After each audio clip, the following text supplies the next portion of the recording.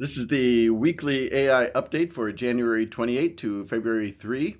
And as we've seen the last month, there's been quite a shift from AI hype towards a more critical focus on monetization, infrastructure, and the disruption of legacy software.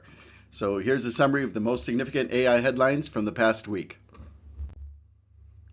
Starting out with a reality check on the stock market. This week we've seen investors grow a bit weary of AI and its potential for disruption of traditional software giants. So looking at first a bit of a sell-off this past week, bringing a sharp decline in major software names like Salesforce, Adobe, and Intuit, down as much as 11%. According to some commentary on this, the drop was fueled by fears that generative AI and agentic AI tools are lowering barriers to entry for software applications that could be their competition, allowing new competitors to undercut established incumbents. So the expression is no longer there's an app for that, but rather I can build my own app for that.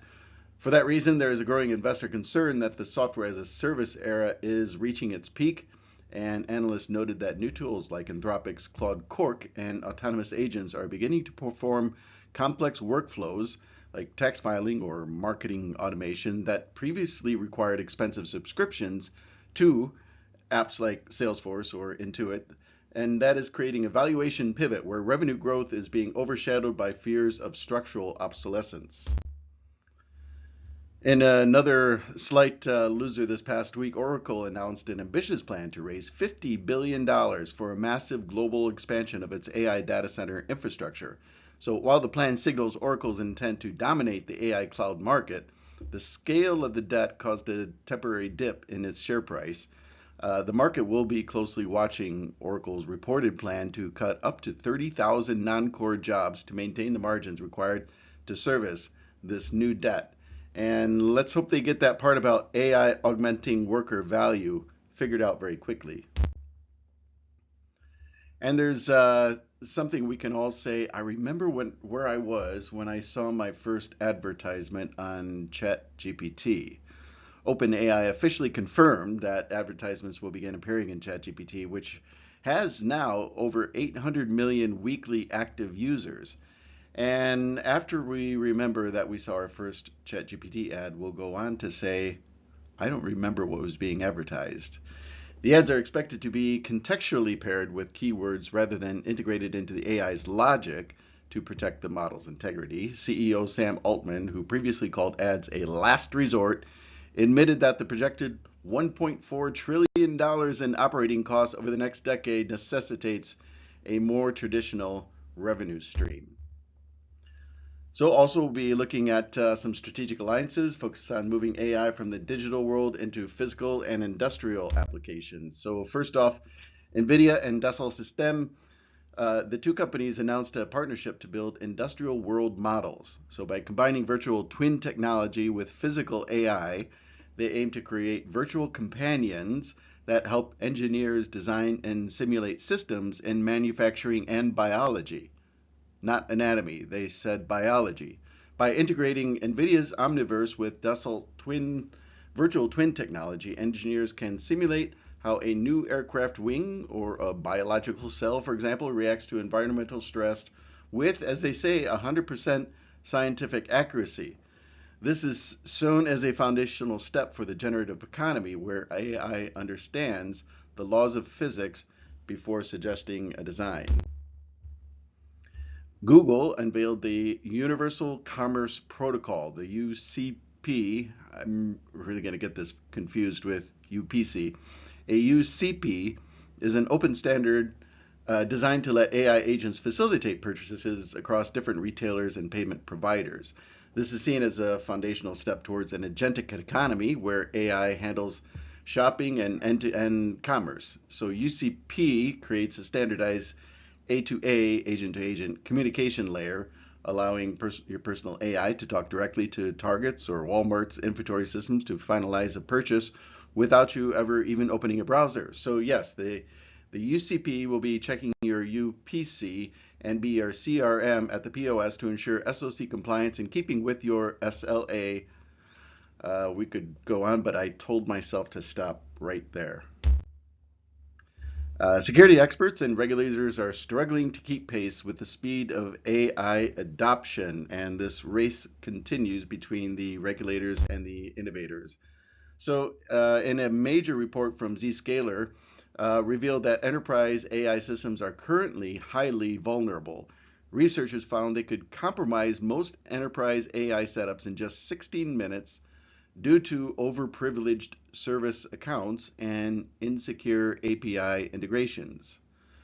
On to the EU AI Act. So the European Commission missed a February 2nd deadline to provide guidance on high-risk systems under the EU AI Act.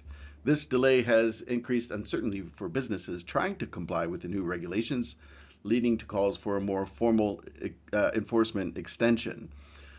So this one got me thinking about. I typed in how to comply with the EU AI Act and got some 10 pages worth of documentation. So using the AI. So step one is on how to comply. Ask AI. And here's another thing to think about for businesses, and that is when it comes to AI, the opportunities are endless. The objective here is to choose the right way forward. So, in other words, be honest with customers, pay the employers and suppliers, and deliver good products and services. So, if businesses do that, they won't need regulation.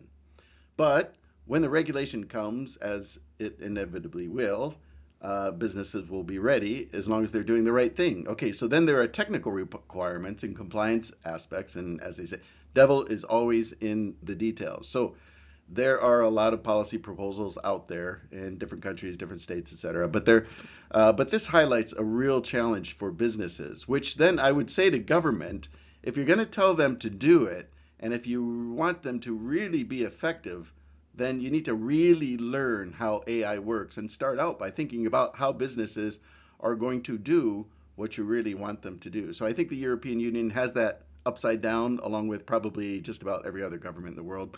But we'll be sorting through this in the next few years. I just hope they can do it well and do it right. Research this week also highlighted some interesting results in both life-saving AI potential and biases in AI. So first on the healthcare breakthrough, a large-scale Swedish study involving 100,000 women found that using AI in breast cancer screening reduced the rate of later stage diagnoses by 12%. This suggests AI can significantly improve early detection and assist overstretched radiologists. The study found that AI caught 81% of cancers at the screening stage compared to 74% for human-only teams. And crucially, it reduced the workload for radiologists by 44%. Does that mean cuts in radiologists by 44%, or is this just augmenting their work and allowing them to do a better job to focus on what really matters? So I have no further commentary on that, and overall, it's a great development in technology.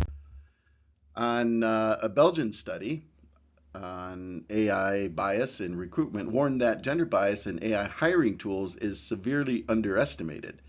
Even when gender markers are removed in CVs and applications, AI models were found to use proxy variables like specific hobbies or career gaps to inadvertently penalize female candidates. Now, why the AI is even biased about women, I don't know. I mean, it's a computer.